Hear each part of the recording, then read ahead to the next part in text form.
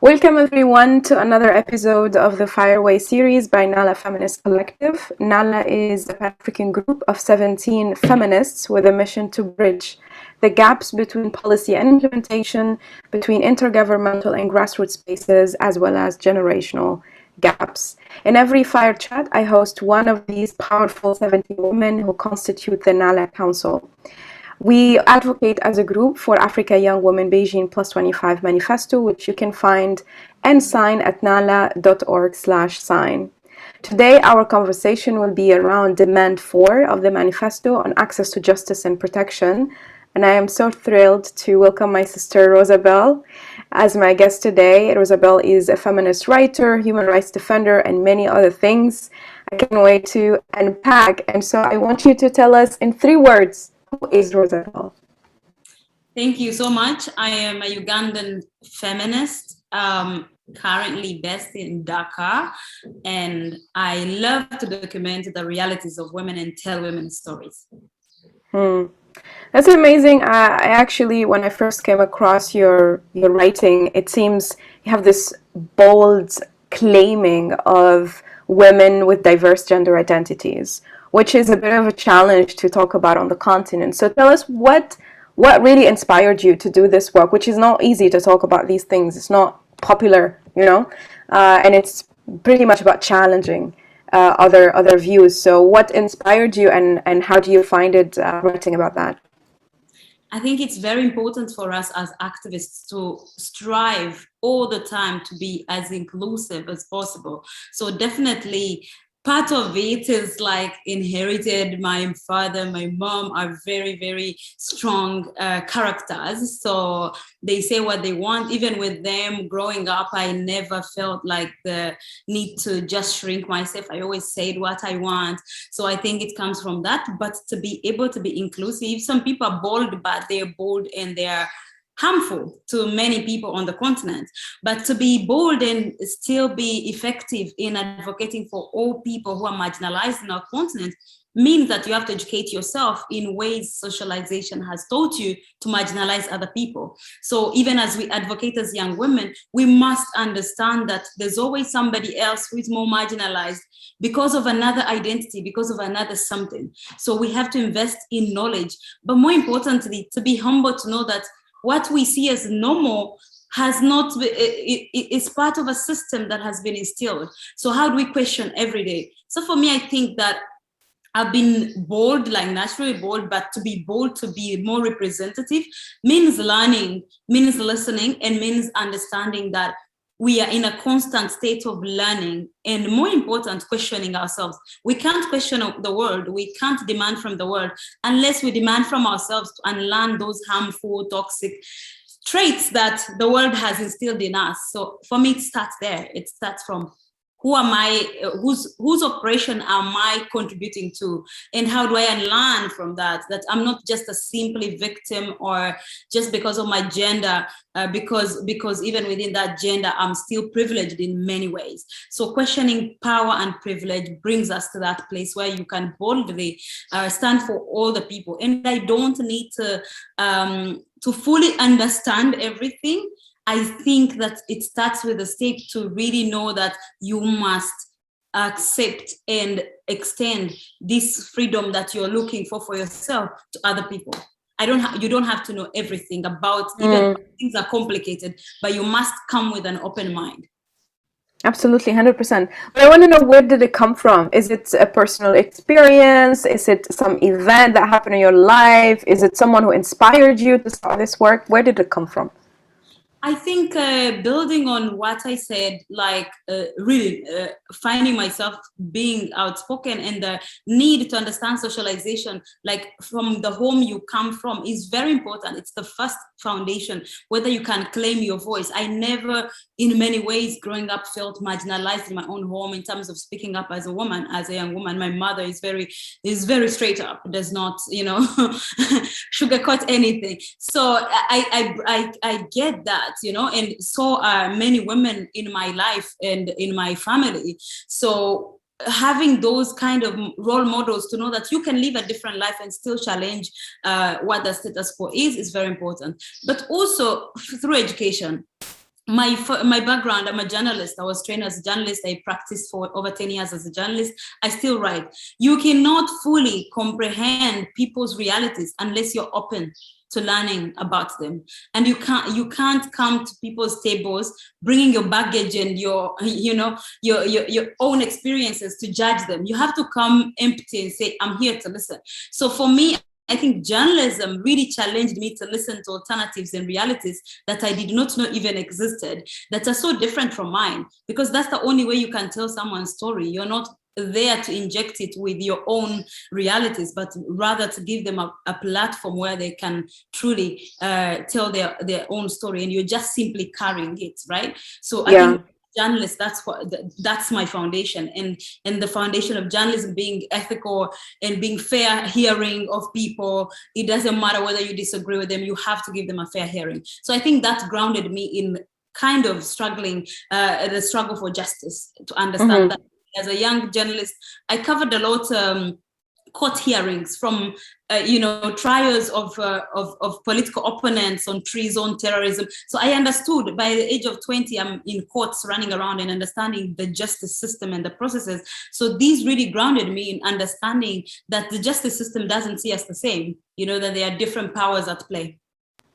Absolutely, and that's a great transition to my next question, because you signed African Young Women Manifesto and you championed Demand 4, which is really about access to justice and protection for young women. And people of gender diverse identity also contribute to, this marginalized discourse on protection. How do you really explain? And you said you run around and you talk to all these policymakers and lawyers and, people in the court, but how do you explain to them inclusion and protection really matters? Nowadays, it seems like people are challenging simple concept that we coexist with, but how do you do that? I think we must realize that the struggle for freedom is not linear. So sometimes there are times we have actually gained a lot of momentum. We think we're there. Look at girls' rights, to education right now being rolled back by a pandemic, and exposing our systems as not as protective as we wanted to believe we were of girls, and the sheer sexual violence that is happening in homes everywhere, things we have hidden from for a long time. The pandemic has exposed us to that. So I think that you have to go back to knowing that freedom is not a linear, the struggle is not linear. Sometimes we're up, sometimes we're down. So and the only way we can expand, we can get our freedom is to hold no other person in an oppressive state. So if you're arguing for your rights and at the same time looking down on other people, then I don't think you're free, because your freedom should not entail you taking away from another person. That's how I understand the meaning of freedom. Like you are not threatened. You should ask yourself, if you're threatened by someone else who's seeking their freedom, then are you free? Why do you feel threatened? I think that what we see, the backlash and people trying to, it's all about control, it's about power, and as soon as the place of women move a needle higher, people feel threatened. So everybody who is privileged would always feel threatened. And that's where, for me, inclusivity comes from. When we see the voices, for example, of gender and sexual minorities on the continent, who have been very marginalized and invisibilized for generations, like when they start speaking out and become visible, we even see backlash from women's movements. And then you ask yourself, so what privilege are you trying to protect that you don't want sexual minorities and gender minorities to get? And ask yourself, is it a generational question, do you think? It's very much a generational question, but also it's also exposes us to the work of decolonization we have not done, because at the independence movement, we were here, we're Africans, we're Black people, we're fighting for freedom, but the nuance of the role of women, what about the place of sexual minorities, the deep reflection that is required to understand what colonialism did to us, that is still doing to us, the laws, African societies did not litigate people's bodies intensely as we saw this kind of Victorian European understanding of gender. We know from all African countries and research that even up to today, that there were various forms of gender. Gender was not man and woman, masculine and female, was not that binary. Very many societies in Africa we even had woman to woman marriages for reproduction, for economic purposes, for all these other reasons. It was more nuanced. But then we entered the colonial phase, and we have to ask ourselves, when we are asking for liberation from colonialism and decolonizing, what are those aspects we are refusing? We are trying to think that colonialism didn't affect our culture, but it did. That was the first insult. It was the first assault that it did to really dislocate on who you are. And that includes our gender and what we perceive of gender roles, what we perceive of gendered power dynamics in our society, and how the gender and class come to intersect, who gets access to education, then who becomes the one who has a voice. Whereas before then, it wasn't the reality. So we need to stop cherry picking, decolonization on, okay, we need the education curriculum, we need this, we need to rename our lakes. Yes, please rename the streets, rename the lakes. But what about the place of women? And how did colonialism place so many people in a space of oppression? Because colonialism did not impact all of us the same. It created ripple effects where we continue to hate each other. So for me, it's about understanding the long-lasting legacies of colonialism, but also juxtaposing it on new and emerging forces that are trying to take away our rights. 100%. So since you are a writer, you must be a vivid reader. So I want to know who really inspires you as a feminist writer. So I would begin like a fresh voice, a very necessary story, which a book I've just actually reviewed. I think all young African feminists, fiery African young women and people of different genders need to read The Sex Lives of African Women by Nana Dakoa, who is a Ghanaian feminist. So it's a very important book that is freshly out. Check it out. It's a very important conversation on sexual pleasure and sexual autonomy of women of all diversities, of Black and Afro-descendant. Yeah, so I am very much inspired by her work, which is also building on past feminists in the continent. And definitely Stella Nyanzi, I worked closely on her case and advocating for her release, and her poetry and the way she kind of, there's this work academia is, and sometimes there are things we can't access because of class, because you think academic writing is just supposed to limit people access. And Stella Nyanzi kind of writes in a very accessible way, and the way she took up Facebook, it also shows the intersection of using technologies to make your work and your voice accessible to very many people. So I love her writing. No Roses from My Mouth is one of the very important poetry collections that I would want someone to look at.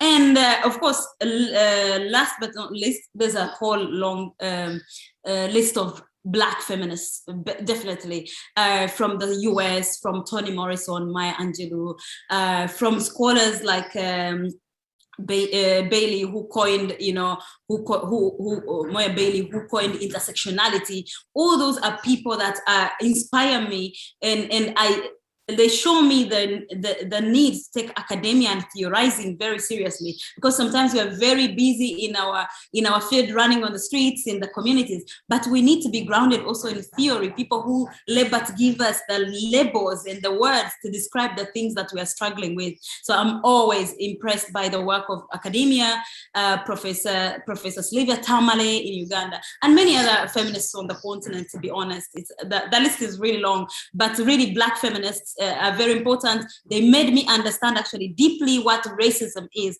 which in a way that I could not have understood. So we need to understand beyond just the African continent, but more also people, Africans in the diaspora, and how they experience these oppressions. And we need to listen and read them.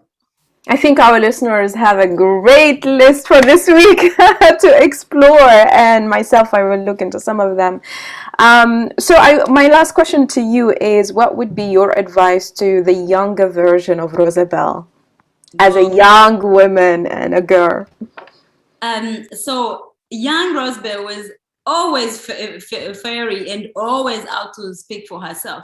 But I would say that increasingly I realized that it has taken me so long to claim my sexual autonomy, to understand what sexual autonomy means to me as a Black African woman. So I would tell young Rosebell to explore more, to give herself a chance to really go beyond the very religiosity that you're instilled in about your body and what you can do with it and you can't do with it. I would want her to access so much education on sexuality education, for her to understand her body in time, to be able to enjoy responsibly. Wow, and that's a great advice also to all the young women out there. Is there anything else you want to tell the young women listeners who are really inspired by your work? Absolutely. I think that as you work, take care of yourself, find a good support system. Sometimes, we are young, we think we have all the energy, but you burn out very quickly. Take care of yourself, surround yourself with people who support you. And we live in a society that pits us against each other. Avoid that, because each and every one of us is carved out to do what they do best for themselves and for the community. So always look out for the collective, but take care of yourself. But more important, just, rise above this patriarchal stereotyping and socializing that you have to compete with other women. You absolutely don't have to. You have to support each other and raise each other up. Absolutely, and that's the spirit of Nalafem, us coming together as feminists in our own rights, doing amazing work in our countries and communities, but we recognize and we know that only together, only supporting each other, only in sisterhood, that we can advance the gender agenda. So thank you so much, Rosebell. Your work is so inspiring. Your words are so challenging and provoking, and we need more of that. We need to talk about intersectionality and feminism and decolonization, and thank you for opening up a little bit of that discussion, and we hope to have more of that with you. So thank you, and also thank you for being a Nalafem council member. We're so proud. Let's do it. Thank you so much. Have a lovely day. Thank you. Bye.